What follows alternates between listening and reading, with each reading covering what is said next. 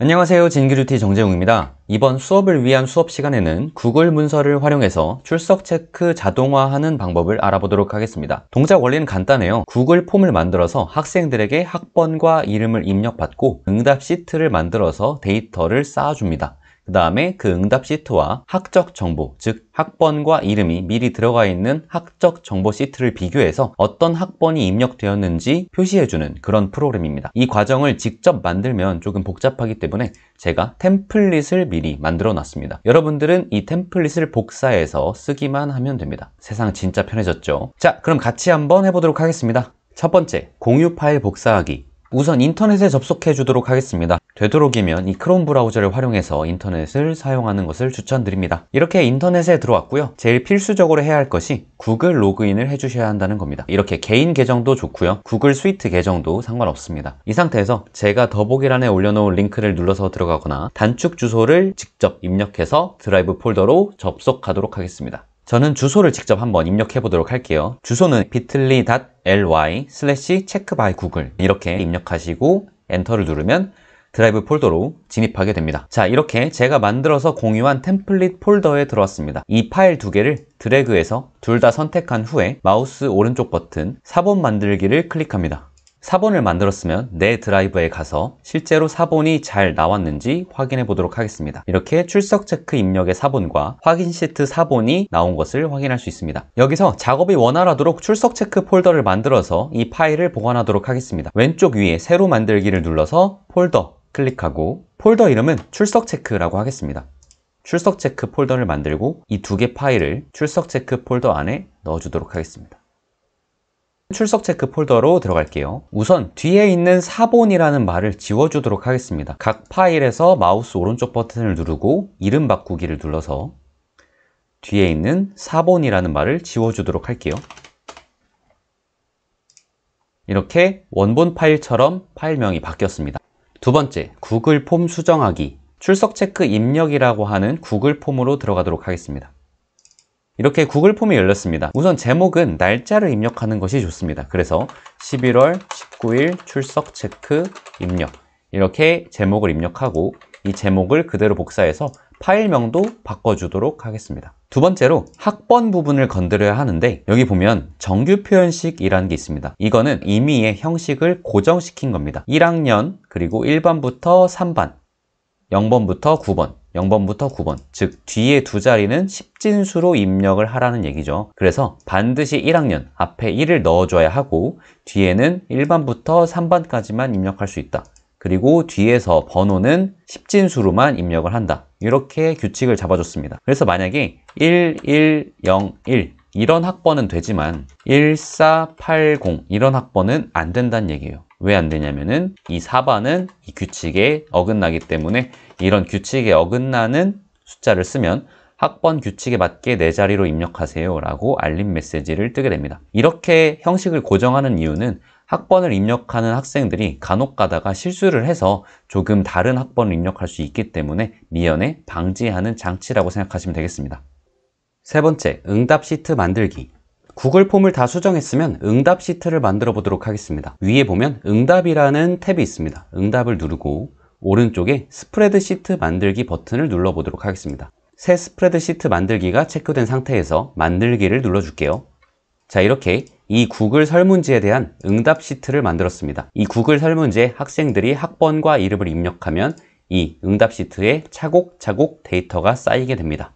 네 번째, 시트 연결하기. 이렇게 만든 스프레드 시트와 드라이브 폴더에 있는 출석 체크 확인 시트를 연결하도록 하겠습니다. 응답 시트 오른쪽에 보면 공유라는 버튼이 있습니다. 이 공유 버튼을 누르고 링크 보기 영역을 눌러주면 제한됨이라고 되어 있는데 이 제한됨을 눌러서 링크가 있는 모든 사용자에게 공개로 바꿔줍니다. 그러면 이 링크가 있는 사람들은 이 시트를 누구나 볼 수 있게 됩니다. 링크를 복사한 후 완료 버튼을 누릅니다. 이제 드라이브 폴더로 다시 이동해서 출석 체크 확인 시트와 연결하도록 하겠습니다. 출석 체크 확인 시트를 더블 클릭해서 이렇게 실행을 해줍니다. 맨 위에 anom이라고 되어 있는 이 부분을 더블 클릭하면 제가 미리 넣어 놓은 함수가 뜨게 됩니다. 제일 중요한 부분은 이 import range라고 하는 이 부분입니다. 여기에 링크 입력이라고 되어 있는 부분을 쭉 드래그 합니다. 쌍따옴표 안에 있는 이 부분을 드래그한 후에 방금 복사한 응답 시트에 링크를 붙여 넣어 줍니다. 그러면 이렇게 해당 링크가 들어간 것을 확인할 수 있습니다. 여기서 엔터. 그리고 이 수식을 모든 셀에 적용해 주도록 하겠습니다. 제가 이 행을 400개까지 만들어서 그냥 마우스로 끌고 드래그 하기에는 굉장히 많기 때문에 단축키를 알려드릴게요. 방금 수식을 바꾼 이 셀을 클릭한 상태에서 컨트롤과 쉬프트를 같이 누르고 키보드 방향키 중에 아래 방향키를 눌러보도록 하겠습니다. 이렇게 하면은 맨 위에부터 맨 아래까지 모든 셀이 선택되게 됩니다. 이 상태에서 컨트롤 D. 그러면 모든 수식이 A열의 셀 번호만 다르고 나머지는 이렇게 똑같은 것을 확인할 수가 있습니다. 다섯 번째, 학적 정보 가져오기. 기본적으로 이렇게 학적 정보가 다 있을 겁니다. 이 학적 정보를 복사해서 붙여 넣어 주도록 하겠습니다.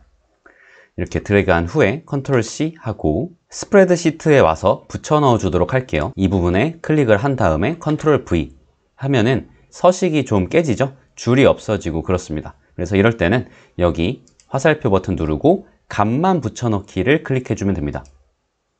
이렇게 선도 그대로 유지된 상태에서 학적 정보가 들어간 것을 확인할 수 있습니다.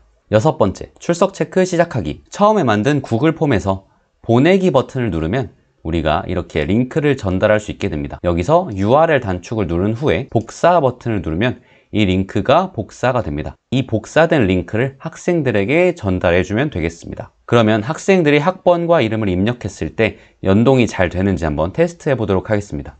여기 위에 미리 보기 버튼을 눌러서 실제 학생의 입장에서 입력한다고 가정해 보도록 할게요. 자, 여기에 1204 그리고 라이언이라고 입력해 볼게요. 제출 버튼을 누르면 이렇게 응답이 기록되었다고 나오면서 출석 체크 확인 시트를 보면 이렇게 출석 완료가 된 것을 확인할 수가 있습니다. 이렇게 한 명뿐만 아니라 동시다발적으로 학생들이 구글 폼에 응답을 기록함으로써 수십 명, 수백 명의 출석 체크를 동시에 할 수 있습니다.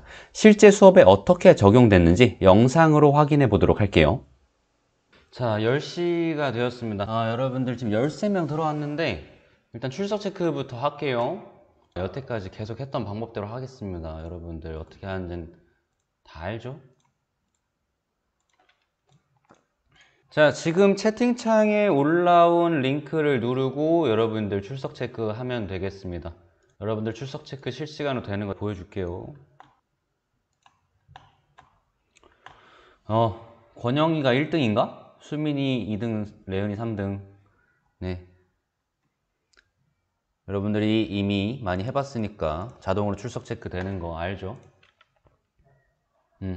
채팅창에 인사를 하는 것도 좋지만 여기다가 출석 체크를 넣어줘야 누가 들어왔는지를 알아요. 네, 이렇게 영상에서 보셨다시피 저는 원격 수업 때 모든 출석 체크를 구글 폼과 스프레드시트를 활용해서 자동화했습니다. 마지막 7번째, 날짜 추가하기. 한 개의 폼과 응답 시트로 계속하면 좋겠지만 두 가지 문제가 발생합니다.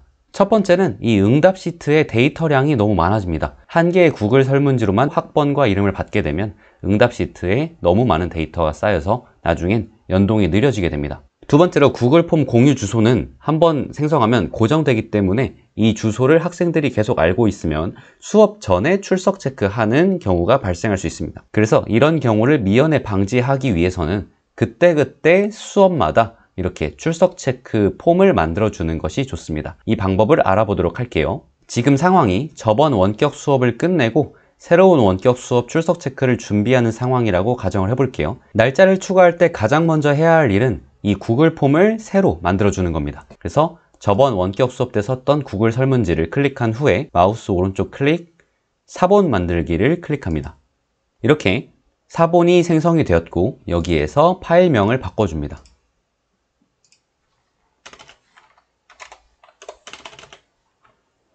이렇게 11월 20일로 바꿔주도록 할게요. 이렇게 이름을 바꾼 파일을 더블 클릭해서 실행합니다.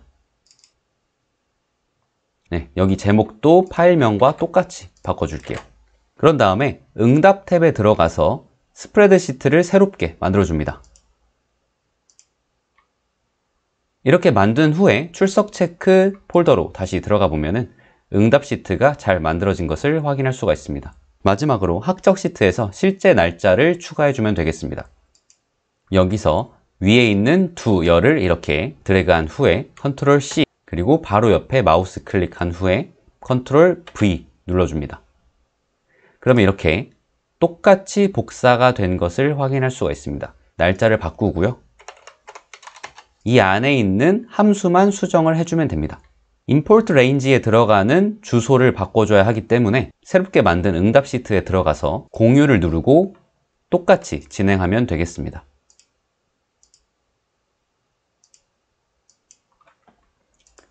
위에 셀을 더블 클릭하고 여기 잡혀있는 이 링크를 바꿔줍니다. 이렇게 붙여 넣어주고 엔터. 그리고 전체 셀을 다시 선택해서 컨트롤 D 눌러서 수식을 바꿔줍니다. 자, 그럼 이렇게 수식이 바뀐 것을 확인할 수가 있고요. 제가 이렇게 출석이 되지 않은 학생의 경우엔 셀을 색깔과 함께 굵게 표시하도록 해놨는데요. 새롭게 갱신된 내용에 대해서 이 학번이 영향을 받게 됩니다. 예를 들어서 여기에서 출석 완료가 됐다고 해도 지나간 데이터이기 때문에 이 데이터에 영향을 받지 않고 새로운 데이터, 여기서 출석 완료가 되어야 데이터에 영향을 받게 됩니다.